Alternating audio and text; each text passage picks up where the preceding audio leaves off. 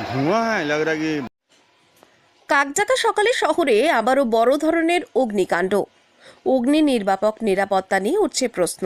বিস্তারিত থাকছে নির্মল বিশ্বাসের প্রতিবেদন।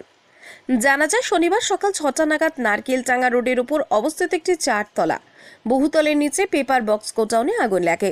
সেখানে প্রচুর পরিমাণ কাগজের বাক্স মজুদ থাকায় মুহূর্তের মধ্যে ছড়িয়ে পড়ে সেই আগুন। গোটা এলাকা ধোঁয়ায় ঢেকে যায়। এমনিতেই ঘিঞ্জি এলাকা হিসেবে পরিচিত নারকেলটাঙ্গা, সাত সকালে আগুনের ঘটনায় তাই আতঙ্ক ছড়ায় স্থানীয় বাসিন্দাদের মধ্যে। আগুন লাগার খবর পেয়ে কিছুক্ষণের মধ্যেই ঘটনাস্থলে পৌঁছে দমকল বাহিনী। দমকলের 7টি ইঞ্জিন আগুন নেভানোর জন্য ছুটে আসে। স্থানীয় সূত্রে আরও খবর, আগুন লাগার পর স্থানীয়রাই প্রথমে আগুন নেভানোর চেষ্টা শুরু করে। পরে খবর দেওয়া হয় দমকলকে। হোস পাইপে করে জল দিয়ে আগুন নেভানোর জন্য তড়িঘড়ি কাজ শুরু করে দমকল বাহিনী। ঘটনাস্থলে উপস্থিত নারকেলটাঙ্গার পুলিশও। বর্তমানে আগুন নিয়ন্ত্রণে। বিস্তারিত